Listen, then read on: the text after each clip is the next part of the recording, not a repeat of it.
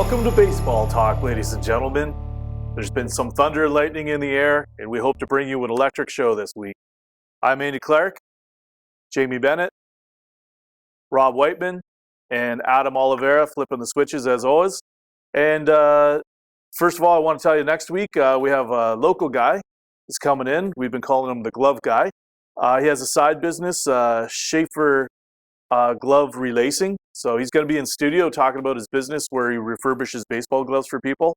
And I just want to remind folks too, we kicked off our Twitter account for the show. So check us out at Baseball Talk TV. And feel free to give us a follow. We're going to jump right in today. Later on, we're going to talk about MVP predictions and have a whole slate of interesting topics. But before that, we're going to start with our Twitter poll.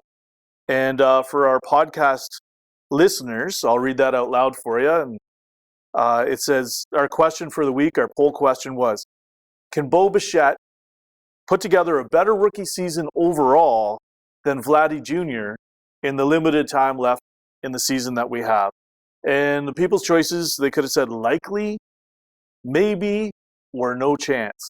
And I got to be honest, I found the results a little surprising on this.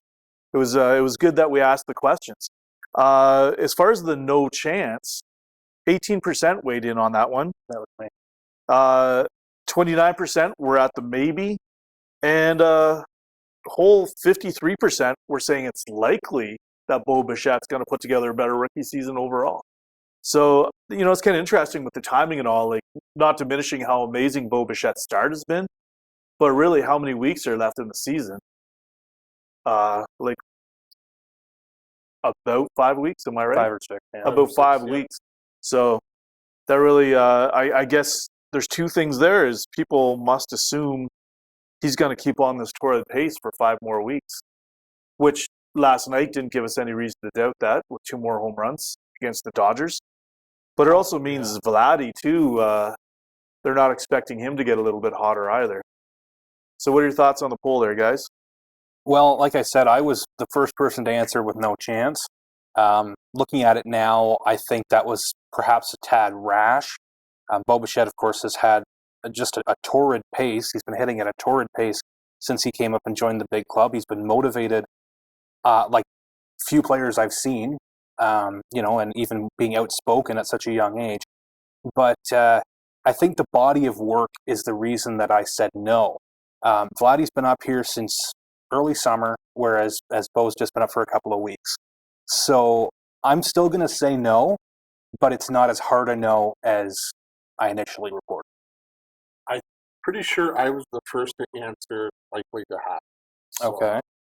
I believe, that Bo is going to have a pretty good season and probably a better one than what Vladdy's doing. Part of that, though, is perception. Everybody has hyped this kid, Guerrero, right from day one. And so I think a lot of people were expecting him to come up and hit 40 home runs. And A la Pete Alonso, right? Rookie in the National League, yeah. Right, who might be on pace for 5th. And, get 100 RBI and so on. So I think there is a bit of a perception there that, maybe Vladdy didn't live up to expectations, but maybe our expectations were pretty high. They were pretty bananas. They were pretty crazy. Absolutely. Yeah. When all of MLB drops everything to watch this kid on a Friday night step out of the dugout for the first time, there's a lot of hype there. Well, and when you consider his father, too, and he's supposed to be better than his father. Yeah, absolutely. So there maybe is a little bit of a perception issue there, but I think overall, Bo is just coming up ready, and the kid just seems to be prepared. Like, he just seems ready for the majors. And he talks quite often about the advice that his father gives him. And I think that's helping him out a lot. There was an interview again last night before the Dodgers game about, talking to his dad about playing in some of the legendary stadiums like Dodger Stadium, Yankee Stadium, Fenway. And he was talking about chatting with his dad about that type of stuff. And so, I mean, and then he goes out and he hits the second pitch out of the park off of Clayton Kershaw, who may end up being the greatest Dodger pitcher ever, and that's saying a lot. Something, yeah. Saying a lot considering Sandy Koufax was, a Dodger. So yeah, it's. I think there's some perception there. The issues. I don't think Vladdy's not a bust this Not year. at all. Not at all. No. Just give him some time. He's been very solid for sure. Yep. I would agree with you, though, that the hype was just so enormous that it was hard to live up to it. Something I came across a couple of weeks ago that's still true is if you look at rookie leaders on the team in home runs, for instance, when I looked that up, I didn't realize, but Rowdy Tellez technically is a rookie this year. That's right. And Rowdy Tellez has spent a lot of time in the minors. Rowdy Tellez is still leading the team in rookie home runs. And if you compare that with the hype that went along with Vladdy, right? But as you say, though, I don't think we can be disappointed in him. I think he may finally be in the lead for doubles for the Blue Jays, but that might actually still be with Freddie Galvis. I know he was close to catching up, but it's kind of tough when a lot of your statistical leaders on your team have been playing with other teams for several weeks. Yeah. So, yeah, absolutely. And I would say this too with Bo. We haven't seen it entirely yet, but I was kind of thinking of the Kevin Biggio. He came in and he was gangbusters for the first few weeks, and he was batting clean up. But then his average has steadily dropped. And quite frankly, he looks a little frustrated there now. Mm-hmm. And that seems to be a pattern for a lot of rookies, is they can have that initial blip for 2 or 3 weeks where the excitement, the adrenaline, and also they're an unknown quantity. But then the league sort of figures out how to pitch them, and it brings the numbers back down. I'm kind of surprised we haven't seen that from Bo already. Yeah. The one thing I want to mention, too, when we talk about comparing Bo Bichette to Vlad Jr., is I heard something on the radio that a little bit irked me the other day. And they were talking about Vlad's conditioning. And they were saying how much he needs to improve his conditioning following this minor injury that he sustained earlier this week. And I mean, this guy is what, 20 years old? And I mean, the guy's far from out of shape. Mm-hmm. So, I mean, we've got to sort of temper our expectations for these kids. I mean, there have been a number of ball players who have exceeded expectations while not being the pinnacle of physical fitness. Guys like Prince Fielder was an exceptionally good baseball player. CC Sabathia, exceptionally good baseball player. Even, Rob, I think you made a comment about Babe Ruth not being the pinnacle of physical fitness. Yep. And he's arguably the best of all time. Yep. So, I don't know. I just think we need to lay off a little bit on something we mentioned earlier in the show, our high expectations of these guys, and realize that there are going to be bumps in the road. Those will include injuries. Injuries kept them out of the league at the beginning of the season. And you have to roll with that. And I mean, if it becomes an issue down the road, you address it, but you don't jump all over it right away. And you know what? For a guy to keep that extra year of control on him, he didn't come up right away. Exactly. But yet he's still sitting at third on the team in at-bats. Yeah. So for a 20-year-old, he's been pretty durable. You have to give him that. A lot of that. And I realize there's some irony in me saying this, but there are armchair general managers that are coming up with this, guys on the radio and in the media, they're just cooking a lot of this stuff up, and a lot of it's just to churn and make stories and fill time, especially when your team's not doing great.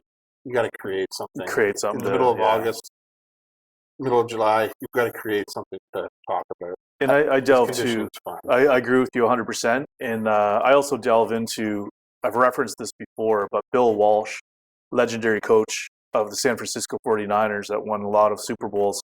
But they used to say that when he was, choosing his players, when he was picking them, he didn't want the guys that were, had been 100% in the gym, 100%, he didn't want the guys with 2% body fat because it was his belief. He said, you know what? He said, I want the guys that are strong and quick and can do it on the field. But he says, I don't mind if they have a little bit of lipid on them there because they tend to be more durable for whatever reason. Those guys that are, have the gym body, they tend to break down a lot faster. And I mean, as long as your guys are healthy and they're performing, you don't have to be critical of everything they do. Absolutely, yeah. They tend to overanalyze, which is going to be a question I'm going to get to in a minute about overanalyzing and overmanaging. But now that we've talked about Bo and Cavan and Vladdy, one of our topics we want to talk about was the Blue Jays' next wave, because there was just so much anticipation for those three. And there's a lot of talk about, there's a lot in the system coming through. So the big question I want to throw out there is, who are we excited to see next? Who's the next in line coming along? I know the big three have kind of spoiled us, and we can't necessarily hold them exactly to that standard. But who are going to be the next thrilling players coming through the Blue Jay system? I think over the last two nights answers your question, at least for me. And one is Nate Pearson. Oh, 100%. This kid, he's being compared to Roger Clemens. He's throwing over 100 miles an hour. They said he didn't look sharp last night, but anytime he didn't look sharp, he was just blowing the ball by them, and they couldn't see it. So I'm really looking forward to this kid. The kid's just an ox up on the.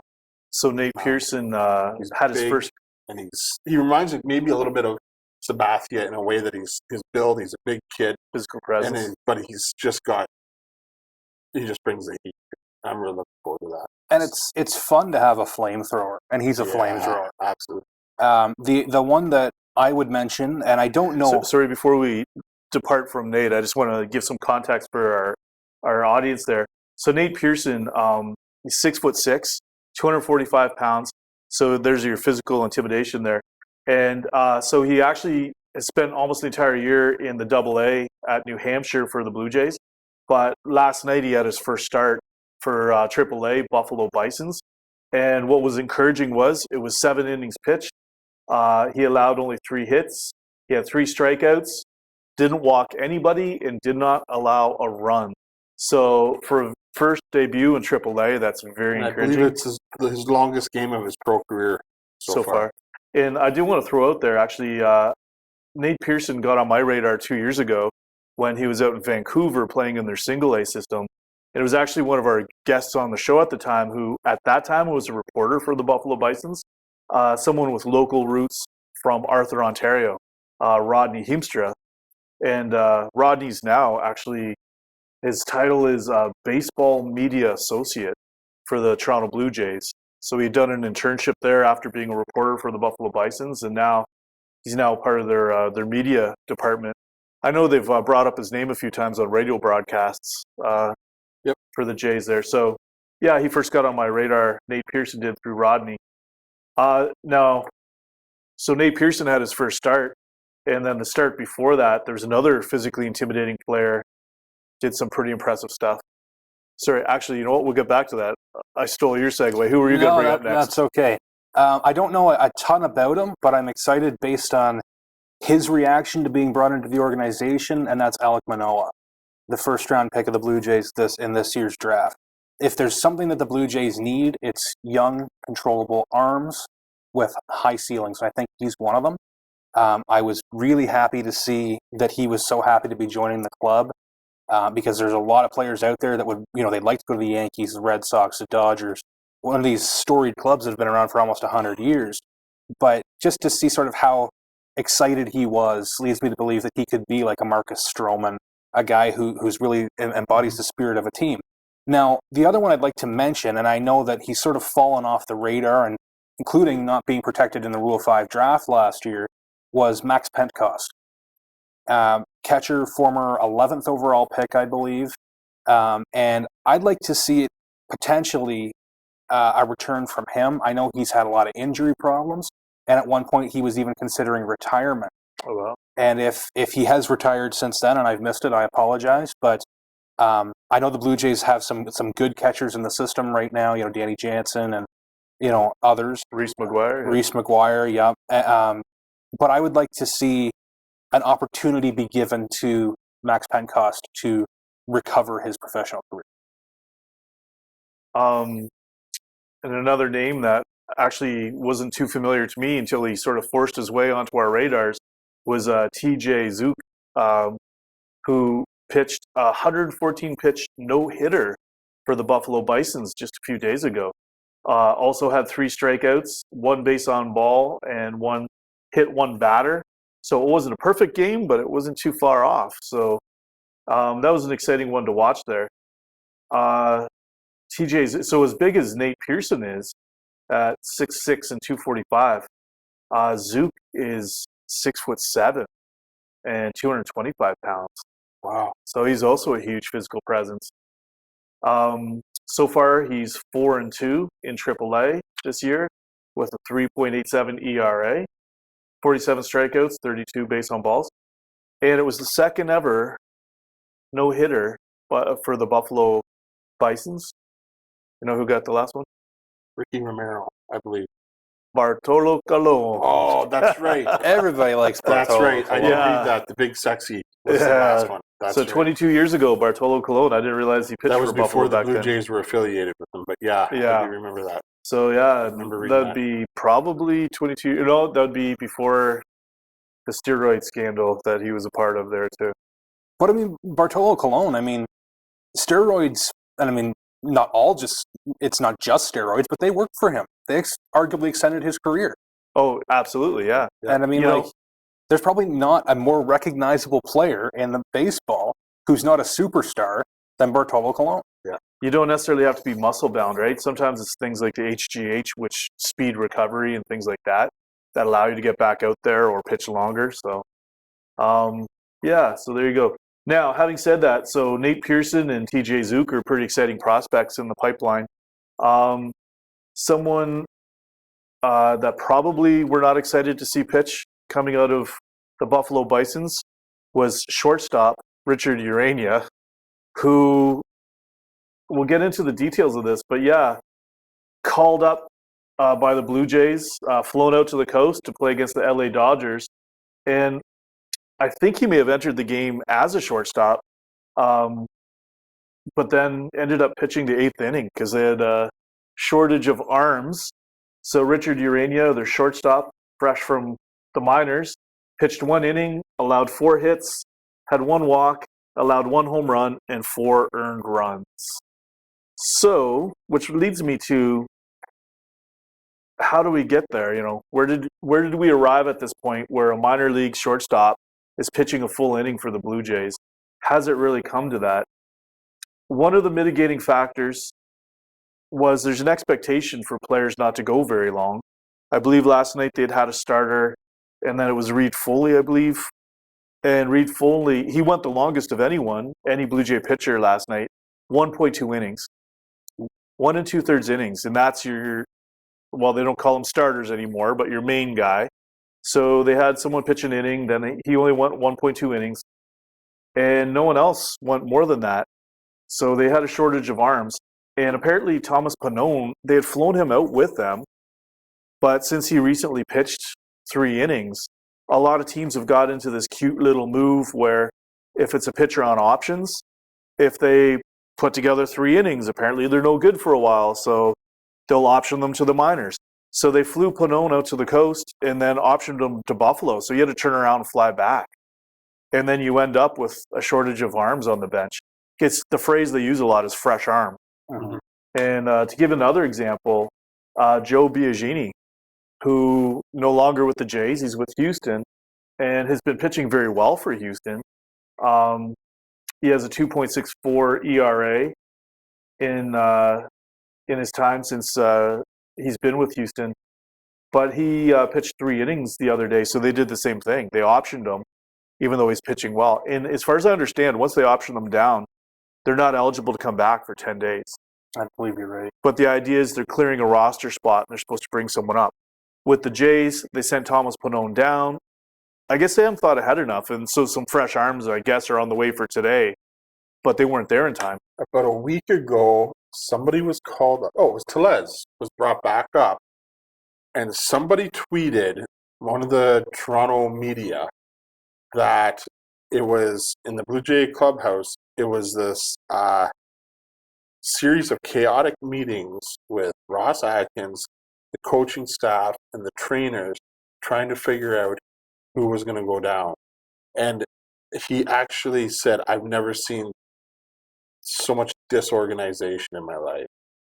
And so you have to wonder if there's a little bit of that there, that they're making moves quicker than they can plan out, you know. And maybe that's a a product of just having so many young guys and really not being prepared to go the entire season with the arms that they've got?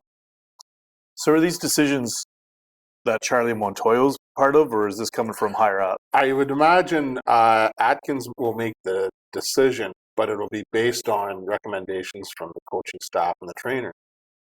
So, I mean, they decide, hey, we're going to bring up Tellez, but they haven't decided who's going to go back down. And then, well, if you send so-and-so down, well, that leaves my bullpen short. And it just kind of snowballs from there. And it sounds a little messy behind the scenes a bit. And Atkins was actually only signed for a 1-year extension. And it makes you kind of wonder if Shapiro isn't liking what he sees as far as stuff like that is concerned. Now, he's thrown us a curveball before, though. I thought 100%, and actually, I believe the Vegas odds backed me up in that Eric Wedge was going to be the next manager of the Toronto Blue Jays, and that didn't happen. Yeah. So who knows what Mark Shapiro is thinking. Yeah. So, yeah, and this whole thing, that this fresh arm thing and optioning people down, when I was watching part of the Dodger game last night, and the commentator made a valid point. They said, in sport, you want to be motivating. You want to reward success. If you look at the case with Joe Biagini, right? He goes 3 innings, 3 solid innings, and then he gets optioned down because he's got, have to be replaced by a fresh arm. First of all, since when have our major league pitchers become that tender that 3 innings means they can't pitch for 10 days? It's kind of ridiculous, and maybe I know the agents are part of that too, right? They have investments, and they want the longevity, and they want their arms to be good. So we need to have a bit of a reset, though, and a little bit of common sense. These are professionals. We don't want to burn them out, but you can, as a professional pitcher, go more than 3 innings and bounce back a few days later. The other thing is this, what does that say to the player? Because really, if you're given that assignment, you should want to be eating up as many innings as you can. And you're actually getting them in the mind frame of, oh no, I pitched 2 really good innings. If I go out there and, have a 1, 2, 3, I'm going to be sent to the minors.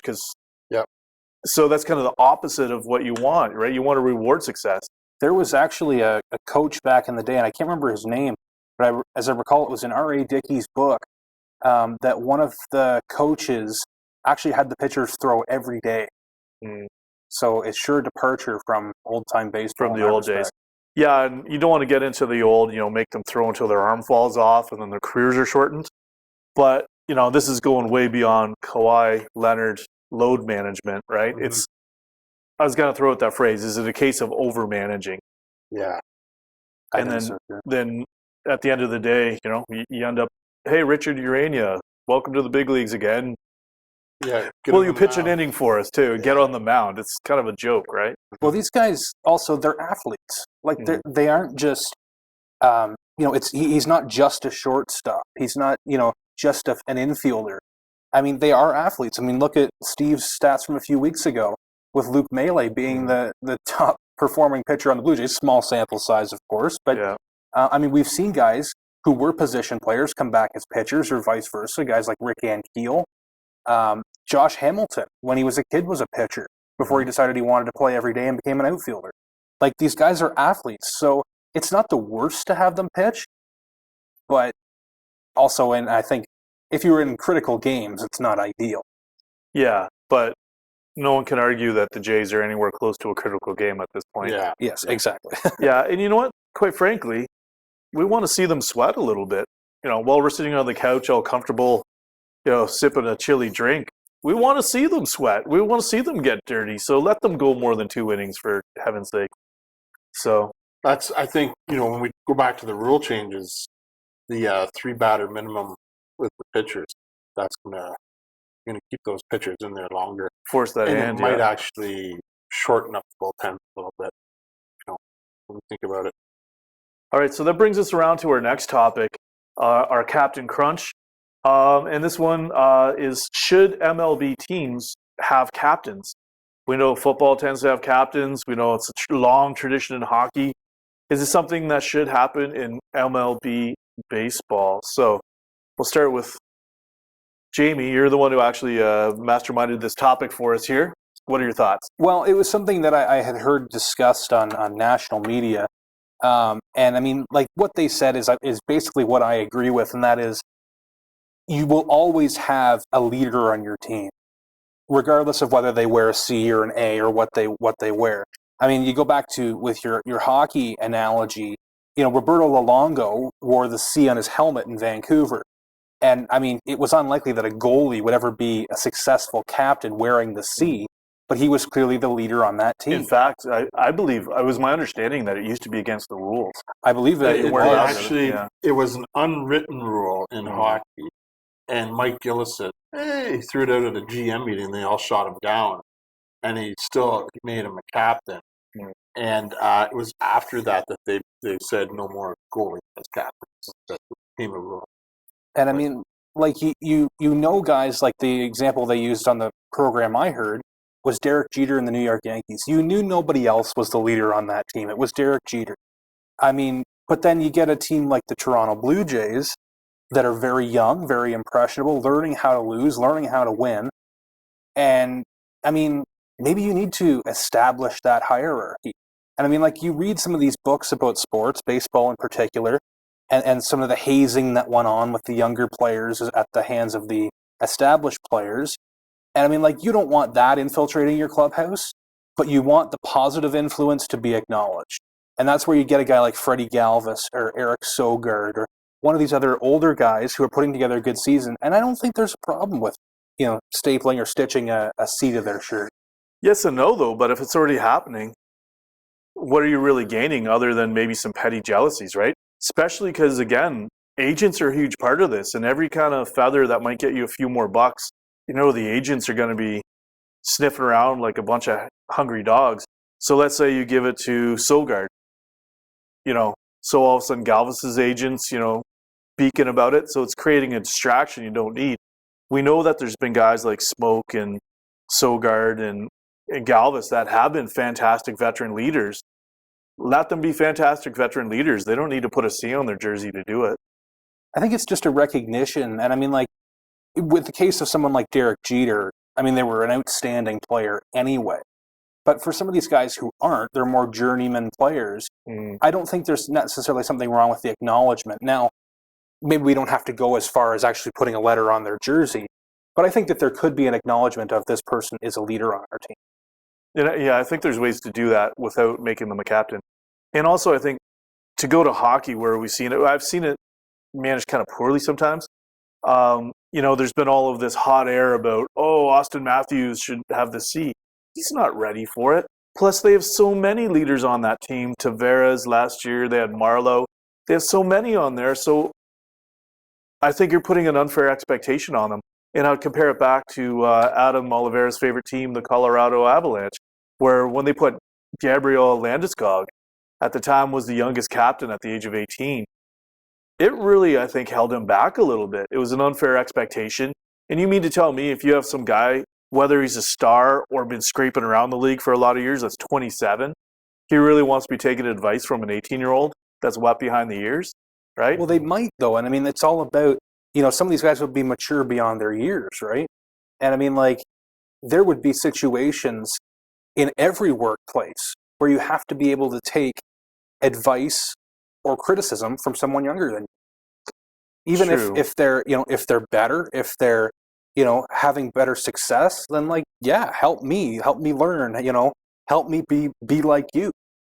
And I think that, you know, there would be some people who would have an ego problem with that. But if you're really doing it for the betterment of yourself and your team, I don't think it's much of an issue. Yeah, but if you're doing it for the betterment of the team, you don't really need a formal acknowledgement. Like right here, I'm tapping on Tim Raines' autobiography, right? And we all know what a huge influence in his life was Andre Dawson. In fact, Tim Raines named his son Andre after Andre Dawson. And someone like Andre Dawson is just, you know, he's going to be that guy. He doesn't need anyone to put a C on his chest to make it happen, right? So I'd say, you know, as a management, you want to foster, whether they're young or old, you want to foster positive leadership and collaboration amongst your whole team. And the whole captain thing, I think, actually has as much potential to set it spinning off in the wrong direction as it does to help. Actually, I'd say it probably has more potential to unsettle things than to promote what you want to achieve from it. I agree with you, Andy. I don't think it's necessary. Jason Varitek with the Red Sox seems to come to mind that he actually did have a C on his I think you're right. jersey for a while there for a couple of seasons. I don't know whether maybe they told him to take it off or what, but I'm pretty sure he actually wore a C, and he was considered the captain. They used to call Jeter the captain.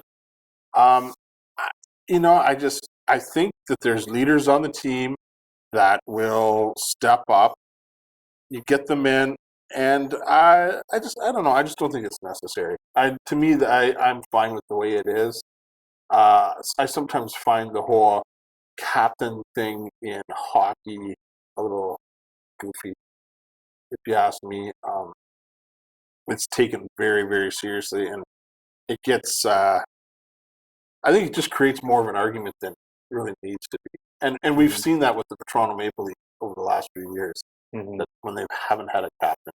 And it usually seems to be, the Leafs or the Habs or, some of these original six-story teams that where it's the hottest. It's the tradition, Yeah. right? And it's who you're being Yeah. compared to. Exactly. I mean, like, would any of us in this room or watching or listening on the podcast group Dion Phaneuf with Darryl Sittler, with George Armstrong, Wendell Clark, exactly, Doug Gilmore. Not. Exactly. Absolutely not. So and that's, I don't know. I think there's enough put on younger players that throwing a C on their jersey, I think is just a little much. Yeah. And you know what? Like, I think if you put a C on Jose Batista's jersey, he was that much of an egomaniac that it might have actually kind of gone to his head, and he might have been more of a pain in the neck than a leader. And they actually say Donaldson was like that too in the clubhouse, that he was a real alpha male. And there's actually a story that came out late spring, I guess. Stephen Brunt, I believe, was the one who talked about it on the radio, that part of Dalton Pompey's problem that first season that they brought him up started with the club. He was bullied by Josh Donaldson at the clubhouse. Well, you hear about that type of thing happening, and you also hear about somebody who's trying to be helpful who ends up hindering. There was a situation reported about that with the Buffalo Sabres a number of years back when Derek Roy was being essentially mentored by Andrew Peters and would get frustrated by Peters not wanting to let him do anything. So, I mean, like, it certainly has to be restricted to a degree. Yeah. So I'm going to qualify what I said before. I was strongly anti-captain. Never say never. I think maybe in certain situations, if you have the right individual and you perhaps don't have established culture of collaboration, then maybe temporarily to try and fan the flames, you can maybe, if you have that right individual, to get the ball rolling. But I think from that, then you have to pull back and basically say, all right, we want a team of leaders. We want a team of leaders that will work together and not be butting heads and competing. It's not about who's the number one and who's the number two. It's like, let's all be our best, right? Yeah. So I think there might be certain very limited circumstances where I'd say, yeah, throw a captain in there, but for the most part, I'd steer clear. Yeah, I think when you look at the 2015 Jays, those were some alpha males strutting around there with Encarnacion, Batista, Donaldson. You had Martin, who traditionally the catcher is kind of a leader for the team. And when they brought Martin in, they said this guy it's going to be his team. And he was Canadian too, which made it that much more But I'm sure Batista and Donaldson, guys like that didn't like to hear that. No. Well, if you think back to the championship years too, like when you had Joe Carter, Paul Molitor, Winfield, Steve was still kicking around, at the end of his career. Jack Morris, like, who on earth could you pick, right? Like, absolutely. So I remember seeing a story with an interview with Paul Molitor after they got Ricky Henderson in '93, and he came to get on the bus for the first time, and all the front seats were full. And he says, Ricky, don't ride the back of the bus. And Paul Molitor says, Ricky's going to ride in the back of the bus here. Get moving. I mean, can you imagine telling Ricky Henderson, the greatest base stealer and leadoff hitter of all time, go sit down and shut up? Yeah. You know? So, I mean, there's leaders, obviously, you know. Yeah. So, And that's sort of an example of egomania. yeah. And I mean, like, that's almost putting yourself above the team. I mean, you sit wherever there's a spot, essentially. Exactly. Alrighty, so that brings us around to our next is from the Clark guys. And this year we've done a steady diet of MLB, Major League Baseball, looks back at days gone by. So I decided to dip into doing something a little more grassroots, a little more local. I've done that in past years. So I went to a 1983 Hanover Post. I went really local. And the headline for our podcast listeners is Pee Wee's Win. And interestingly enough, there was an accompanying picture. So the article was from September 28th, but the picture that went with it didn't run until November 2nd. And then I believe again, then they used it again on the front page shortly after that in November. But the gist of this one was the Hanover Legion Pee Wees had just beat out Godrich to repeat as WOAA champions. That was Western Ontario champions. They'd had a fairly successful season. They'd won a tournament in Flesherton. They were runner-up in 2 other tournaments. They had gone as far as the semifinals in the Ontario Championships, where they lost to Port Hope. And overall, in 45 games, they only had 8 losses. And a lot of familiar names there. Actually, a bunch of these guys, these were 1 year and 2 years older than me. So every second year I played with some of these guys. Jamie Edwards was a really good young pitcher there. He could curve the ball both ways, which was always impressive to us. And Glenn Stanoff, whose dad Al coached a lot of teams for a lot of years. Mike Beckberger was a good young pitcher there. So yeah, the name, it says Paul McKetchin there, but it's Paul McKeon. I just have a memory back of playing Pee Wee baseball with Paul McKeon. Really nice kid, but he had this kind of sneaky, like, snap temper sometimes. And way back, so probably be like 1984. Back then, the Pee Wees used to play on a ball diamond where currently the Hanover Heights School is. So the old James A. McGee School was there, and there was a ball diamond where the new school is. And being Pee Wee, kids don't always have great control of their pitches. So Paul McKeon was at bat, and he got plunked pretty good by a fastball. And before we knew what happened, I just remember he kind of said a cuss word, and he took 2 steps, he picked up the ball, and he rifled it back at the pitcher, who luckily ducked, so the ball went rolling into the outfield. But, it was amazing to me when I think back on it, too. I think a couple parents sort of said, hey, Paul, calm down, and the game just went on, right? Does that count as a wild pitch? Yeah. But, yeah, you don't see that often, right? You get plunked, and instead of rushing the mound, it actually makes a lot more sense, right? You get plunked by the ball, hey, here, just come right back at you. How do you like it? Right. So anyway, so if you do want to read that at your leisure, it's posted on our Twitter account at Baseball Talk TV. And check it out, and hope you enjoy it. So I want to point something out based on Rob and I's conversation, and that is when you're a kid versus when you're an adult, you move more forward towards the bus where you want to sit. All the kids want to sit at the back of the bus. Mm-hmm. I remember that from when I was a kid. Yeah. So, I don't know. Well, in my other life as a school teacher, that's one thing I learned is I got to sit in the back, because if they know your eyes are not on them, well, an awful lot of stuff happens that otherwise just sitting at the back automatically doesn't happen, right? Now, I'm not saying it's perfect then, but I just noticed that when teachers sit at the front, things start to go bad really fast. So, yeah. And I can see why the kids want to sit at the back too, right?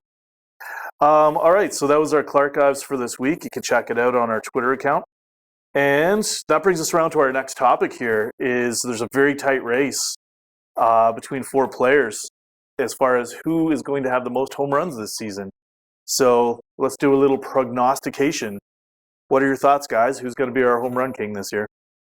I think in the NL, it's Christian Yelich for sure. Although Pete Alonso, the rookie, is on pace for 50 home runs, never done by a rookie before. Right before the show, I had another one of those packs from our card opening. Yes. So I cracked it open and I got a Pete Alonso rookie card right there. There you go. So. And he, of course, he's the guy that beat Vladdy Jr. in the home run derby. For $1 million, yeah. Yeah, and he's sneaking up there as well. But I think Christian Yelich is just runaway all-around best player in the NL. Yeah. And well, we're going to get to the MVP thing in a moment. Yeah. So we're talking just purely home runs right now. So you think Yelich is going to? Yeah, I think Yelich.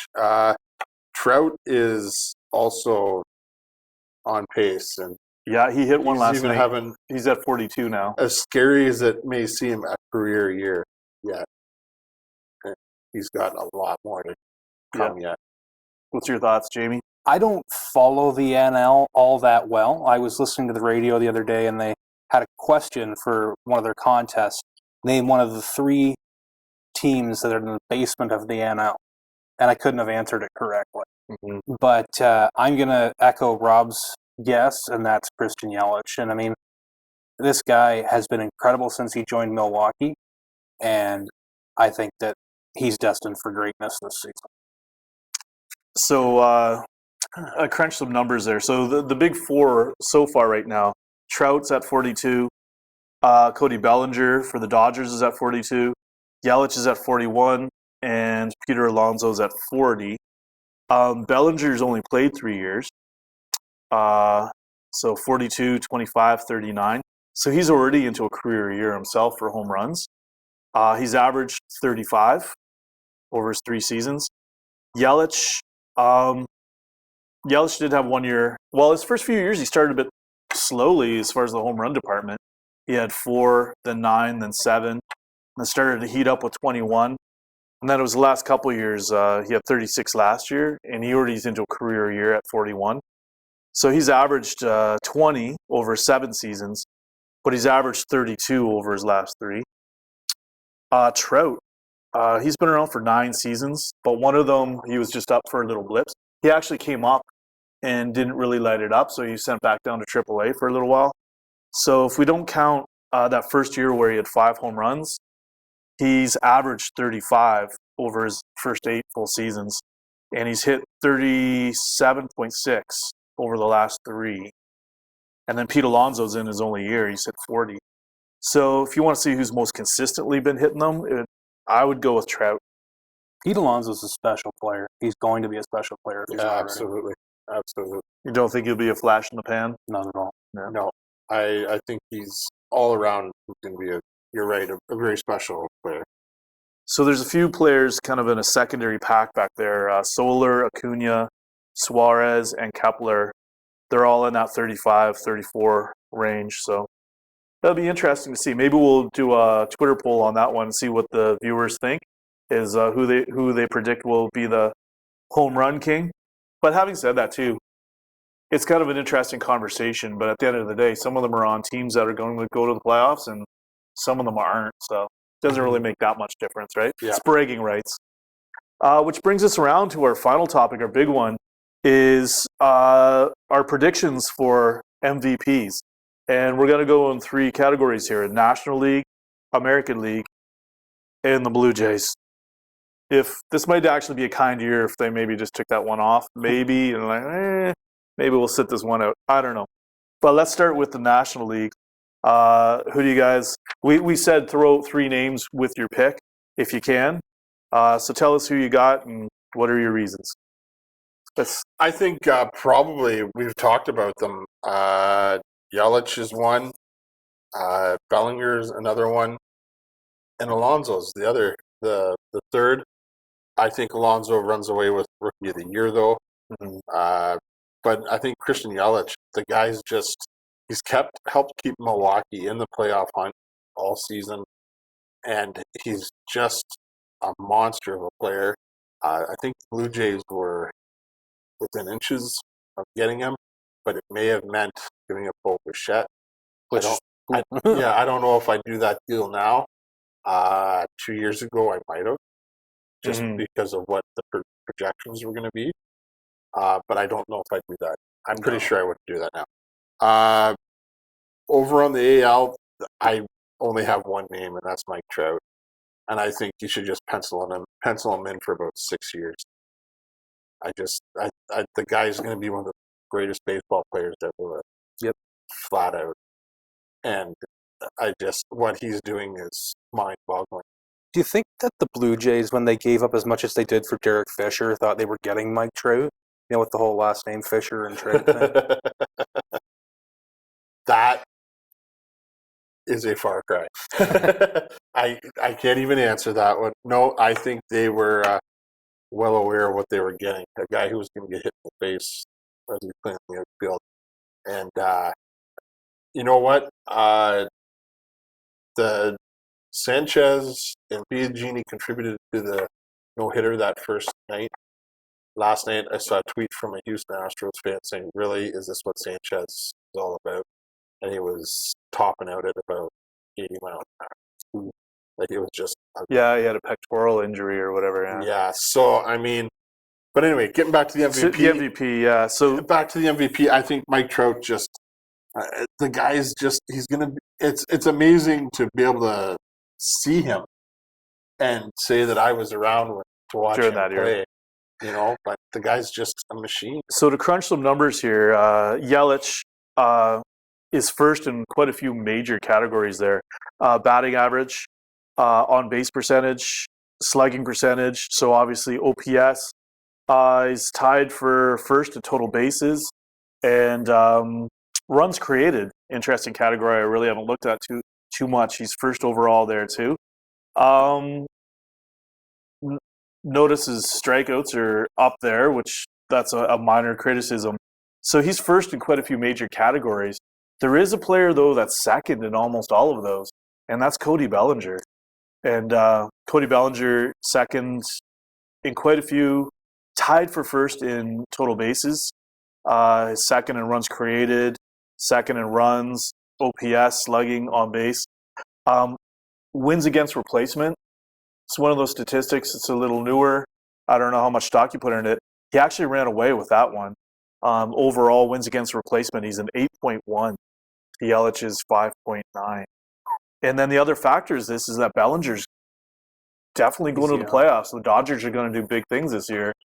In the Milwaukee, they're like 3 games back in that Central, so that's they may not make it. Why I elevate Yelich, because Bellinger's got a darn good team around him, and he's had a team that's gone to 2 World Series back-to-back already, and whereas Yelich is a little bit more putting the team on his back. That's where he has a bigger percentage of what they are achieving. Yeah, a lot of what they're doing is because of Christian Yelich.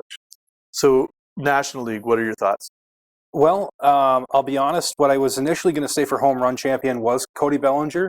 Then when Rob said Christian Yelich, I thought, you know what, that's probably a better pick. So I'm going to actually stick with that. So that I'm going to give this one to Cody Bellinger. And I think that you've sort of made my argument for me. But I do also agree with that the Dodgers are going places this season. I honestly don't believe there's a team in the AL that could beat them this year. So if they get through the NL, I think they'll finally win a championship after being to the dance 2 years in a row and coming home empty-handed. So Cody Bellinger is my NL MVP as of today. AL, again, I'm totally with Rob. It's Mike Trout and Mike Trout alone. No, it's interesting because when I was considering that, one of the other names that came up was from one of your favorite non-Blue Jay teams, Boston there. And there could be an argument made for a couple of people there, but the one I looked at most was Devers. Okay. He's leads the American League in hits, RBIs. He has 101 RBIs. So he's third in batting average. I'll try to make the case here, guys, to make it interesting. He's first in total bases by a pretty good shot. But is he better than Mike Trout this year? And when it comes down to when you simplify it to that, I'd say no. One category that really not working in his favor. He has 18 errors, whereas Mike Trout only has 3. So definitely Mike Trout being much more reliable on the field. So yeah, and then if we go back to that wins against replacement, Mike Trout has a Cody Bellinger like 8.3, which is Devers is all the way down in tied for 9th at 5.1. So there you go. I was trying to make it interesting, but the other name I looked at there was Bregman, who was 3rd in wins against replacement, 3rd in on base percentage. So he's done well in some categories, but you can't make the argument that he's better than Mike Trout. So there you go. I think American League is a bit of a slam then. Yeah, I think Mike Trout's what he's doing is he's creating opportunities for the media to stir up stories, like I was saying earlier, because there just is no other argument. Yeah, it's the race for second place. Race for second place. That's what it is, and Mookie Betts could probably be in there, and the list goes on. But go on. As far as the National League goes, some of the other names I looked at that couldn't, they were in the conversation a little bit, but couldn't hold water with Bellinger and Yelich was Acuna from Atlanta. He's very good. And I looked at Marte also a little bit from the Diamondbacks. Marte's leading the National League in hits. He's 4th, 5th in quite a few categories. He's 3rd in wins against replacement. Only 1 error, so that's to his commendation. But sorry, which Marte is that? Oh geez, not the Pittsburgh Marte. Yeah, because that's what I mentioned when you said Marte. I There's thought 2 Martes, Starling Marte, and I thought I don't think he. Because Starling's like leading in stolen bases or something like that, but overall his numbers aren't as impressive. And then I looked at Acuna, who again he's like 1st in runs, 3rd in runs created, 2nd in hits. So he's having a good year, but not certainly a Cody Bellinger or a Yelich. Yeah, and Acuna actually, when we were talking and throwing these ideas out, he did come to mind as well. But he was pretty distant. Andy, who was your NL pick? I don't think we got your NL pick. Oh, I was Cody Bellinger. Yeah. What about the Blue Jays? Yeah, so that brings us to this nasty situation here, because if you look at statistically for batting, a lot of people that are leading Blue Jays categories have not been with the team for quite a few weeks, right? I think we referenced before, Galvis. Freddie Galvis is still leading them in doubles and things like that. So there's quite a few of their categories that are like that. But having said that, when you crunch the numbers, there's actually someone who there is a very strong case for, and it might surprise people. But it's kind of also depressing when you look at what you're choosing from this year. So did you want my picks first, or Sure, did you go? Okay. So if you look at who's at the top of most categories and most meaningful categories, there's 5 names really start bubbling up most often. And that's actually, believe it or not, Brandon Drury bubbles up in some. Vladdy bubbles up in some. Justin Smoke, the veteran, who's not having his best year, but is having a decent year. Okay. Hernandez, who spent some of the year in the minors. Teoscar has strung together one of the best seasons. I think Paul would have something to say about that if he was here. He would, but I'll circle around to that one in a second too. But the one who's at the top of most categories is Randall Gretchen. See, I don't even think about Randall Gretchen, but he's had a good year. Quietly goes about his business. Yeah. And he's just a solid player. Yeah. And, I think that 5-year, $50 million contract is going to be justified in the long run. Yeah, it sure appears so. Yeah, as far as at-bats, he by far and away has had the most at-bats at 458, which speaks to his consistency. 1st in games, 2nd in hits with 109. He's 9th in average, but this whole team has largely terrible averages other than Vladdy. That's one where Vladdy really shines.